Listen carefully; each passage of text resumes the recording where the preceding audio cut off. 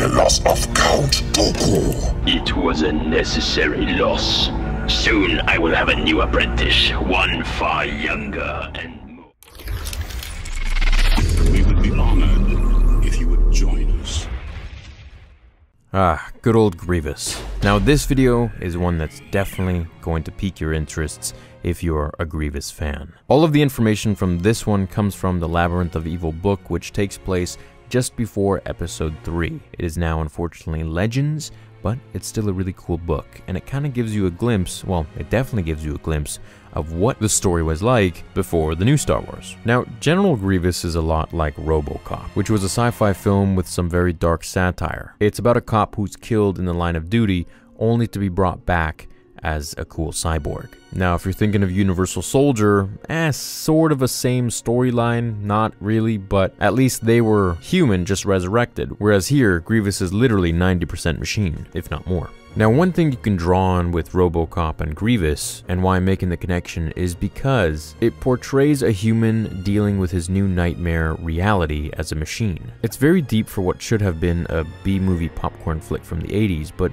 it's really a lot more than that. You can feel the same resonance when we read these pages here, which we're gonna go into. We're gonna learn a little bit about who Grievous was before becoming a machine, as well as what it was like for him to transform into the cybernetic monstrosity. Now, having rescued the Trade Federation Viceroy Newt Gunray from the Jedi, General Grievous's flagship, the Invisible Hand, is inbound for the Outer Rim world of Belderone, where the Confederacy hopes to establish a new stronghold for the Separatist Council. As he waits for his fleet to exit hyperspace, General Grievous remembers his life as flesh and blood and the circumstances that led him to decide to become more machine than a living being. Here we go. In dreams, Grievous remembered his life, his mortal life, on Kaleesh and in the aftermath of the Huck War. After all the close calls on battlefields on his home system worlds, on Huck worlds, sowing destruction, exterminating as many of them as he could, after all the times he had returned home wounded, bloodied to the bone, surrounded by his wives and offspring,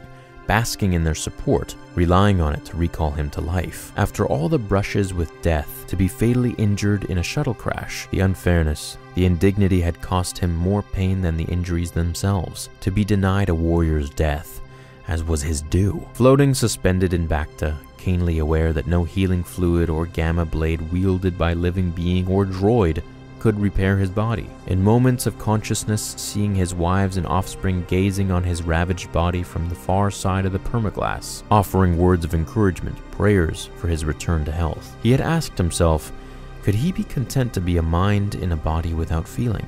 More, could he abandon a life of combat for a life in which the only battles he fought were with himself? The struggle to endure, to live another day. No, it was beyond him. By then, the Huck War had ended, more accurately had been ended by the Jedi, and the Kaleesh were still reaping the whirlwind. Their world in ruins, their appeals for justice and fair play ignored by the Republic. Ever on the alert for investment opportunities, members of the intergalactic banking clan had offered Kaleesh a dubious sort of rescue. They would support the planet financially, assume its staggering debt, if Grievous would agree to serve the clan as an enforcer. Their Hailfire weapons were proficient at delivering payment reminders to delinquent clients, and their IG series assassin droids took care of the wet work. But the Hailfires had to be programmed.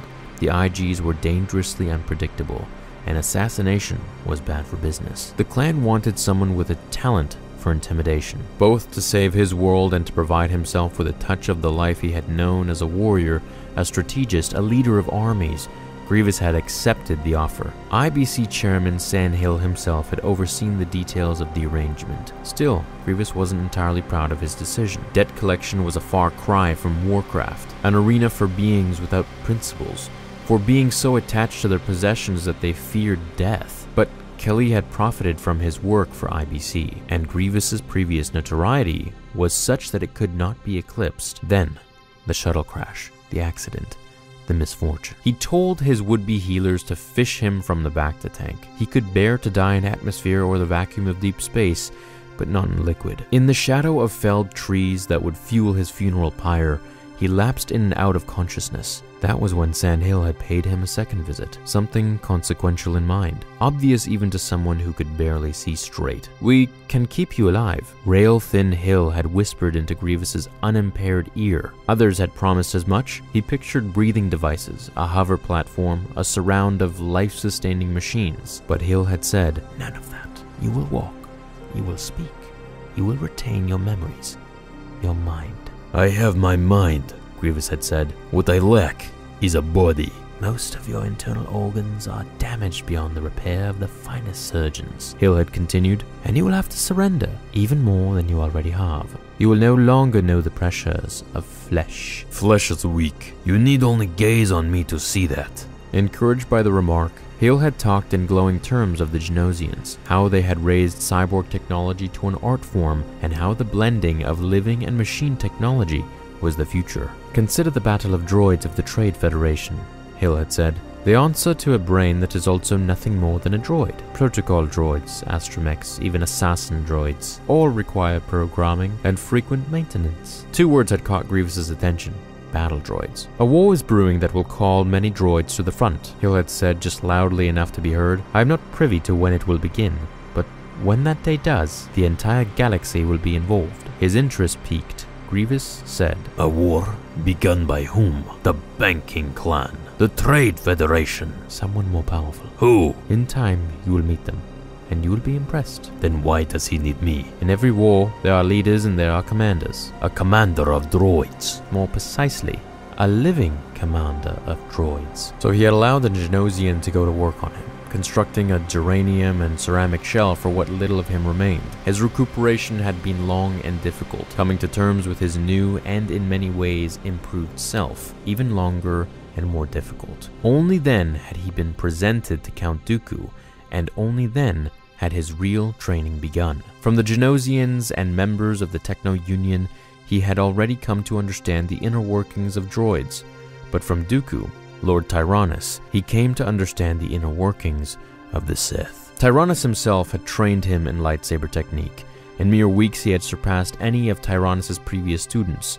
It helped, of course, to have an indestructible body reminiscent of a Krath war droid. The ability to tower over most sentient beings, crystal circuitry, 4 grasping appendages. In dreams he remembered his past life, but in fact he was not dreaming, for dreams were a product of sleep, and General Grievous did not sleep. He endured instead brief periods of stasis in a pod-like chamber that had been created for him by his body's builders. While inside that chamber, he could sometimes recall what it had felt like to live. He was not to be disturbed, unless in the event of inimical circumstances. And that's where I'm going to wrap this video for today. But what must it be like to be just a brain encased in a metal body, unable to feel pain or touch, to not even feel the wind on your body, numb to the world, but powerful, practically indestructible with supernatural speed and abilities, but of course lacking the Force? Would you continue with the path set before you, like Grievous and eventually Vader,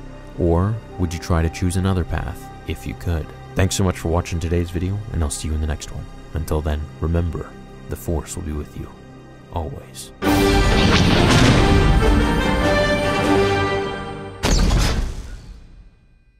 But the loss of Count Dooku. It was a necessary loss. Soon I will have a new apprentice, one far younger and more powerful. Is it me? What the No, of course it's not you, you stupid asthmatic machine. You can't even use the Force. But I killed all those Jedi without the Force. Imagine if I had it. We already tried to use a Jedi's blood in you to grant the Force power you need, and it did nothing. Please, Master, there must be another way. Silence! There is but one. The dark side of the Force is a pathway to many abilities some consider to be unnatural. What is that supposed to mean?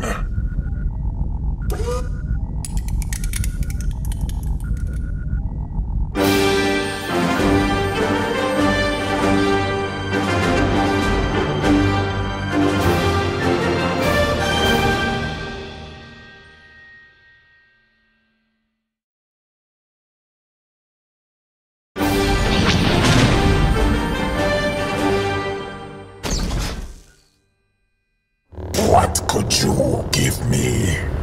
Everything. Oh, thank you, Lord Sidious. Can I have a red one this time? No.